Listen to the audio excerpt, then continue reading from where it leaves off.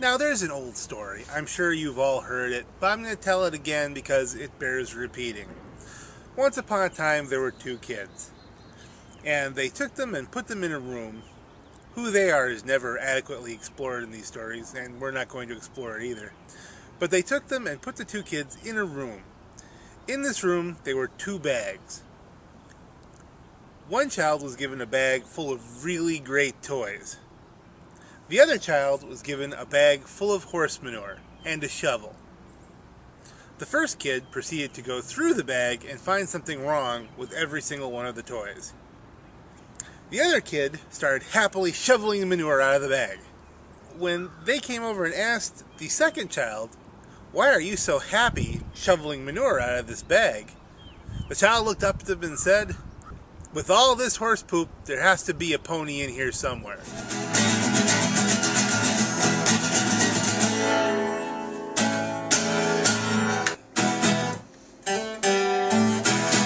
And that's the attitude I'm taking with the Ben Roethletsburge situation. Right now, Big Ben has been banned from spending any time with his team until he undergoes a medically based behavioral evaluation, whatever that means. I'm not sure what that involves, but I'm glad I'm not there. After that, he's going to be suspended for 6 games, which I believe will cost him about $3 million, which makes Elliot Spitzer look thrifty. More to the point, after those 6 games, if the Steelers are doing well, odds are Big Ben's not going back under center. And if they're not doing well, then you've already lost the season, so it's going to look even worse for Big Ben, because if they start doing well only after he comes back, yes, it proves that they need you, but it also proves that you cost them. There's also a chance that Big Ben will be traded. The Steelers have already called the Rams, like I said they would, and the Rams said, no thank you, there's way too much baggage involved with Big Ben. Strangely enough, the Raiders have shown some interest, which is almost a bad pun. But what positive can we take from all this? The whole story is extremely sad, but the sadder truth is that this isn't a very rare story. This kind of thing goes on all the time. Getting women drunk, taking them to bathrooms, and there's a certain percentage of the population that does this on Fridays. It's what they do. But with any luck, some percentage of the people who are considering living this lifestyle will look at this and say, you know what, this screwed his life up. This might screw my life up. I think I'll stop doing this. He can become a good example.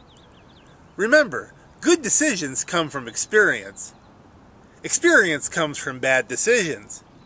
So whenever you can use someone else's bad decisions as your experience, that's a real plus.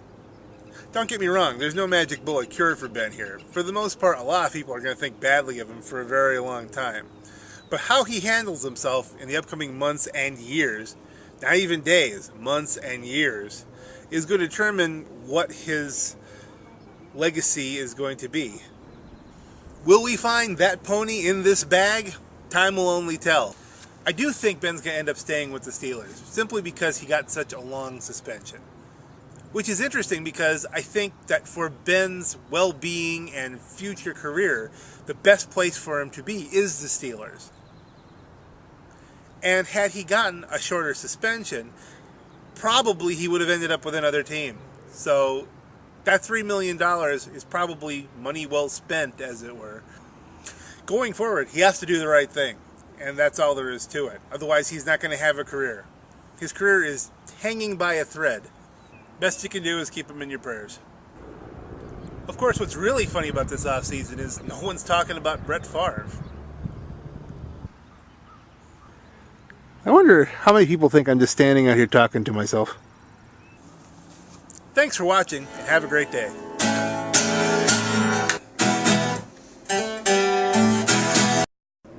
There's also the chance that Big Ben deodorant